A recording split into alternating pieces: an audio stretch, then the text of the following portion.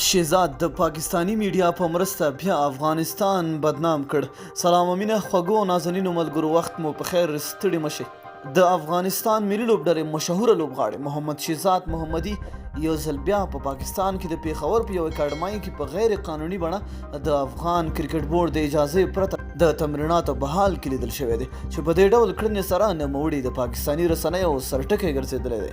د تیر په څیر بیا هم محمد شهزاد په دې ډول غیر قانوني عمل سره د هیواد حیثیت، عزت، نوم او وقار او غرور ته په سپین سترګۍ سره زیان ورسوه او د پاکستانیانو پر وړاندې ځان او د هیواد حیثیت ته لویه صدمه ورسوله. شهزاد محمدي په حقیقت کې هم هغه لوبغاړی دی چې تل د پاکستان خلاف په لوبه کې سستي کړې، کیچونه یې غورځولي دي، حتی په توبهانه کې هم هیڅ نه دی کړي. په تیر اسیا جام سیالیو کې هم افغانستان په وروستیو کې سیالۍ د ګټې په طرف روانه وه، خو شهزاد محمدي کیچونه وغورځول او په وروستیو کې سیالۍ په روغ لاس پاکستان ته وبایلله. دغه راز په تیر نړیوال جام کې هم د پاکستان خلاف سیالۍ په نیمه کې پرېښوده. شهزاد محمدي له 2019 کال راهیسې مسلسل ولوبېد. هغه مهال یې بورډ ته د بدیل په تړاو ویلي و چې په افغانستان کې بدیل نشته، خو اوس مهال په لسګونه ځوانان دې ته په انتظار ناست دي چې د ملي لوبډلې وکټ ساتنه وکړي. موږ په هیواد کې په درجنونو لوبغاړي لرو، خو شهزاد هغه څوک دی چې مخ یې ورته په روغ لاس نیولې ده.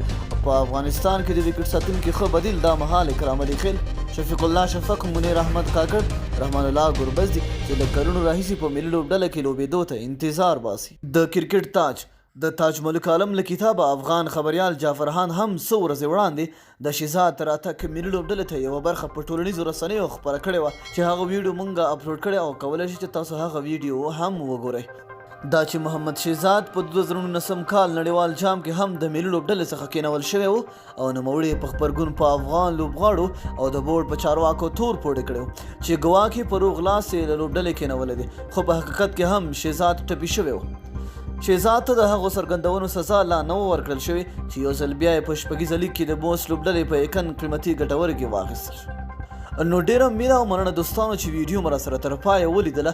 لاندې په کمنټ کې خپل نظر راسره شریک کړئ. تر بل ویډیو د الله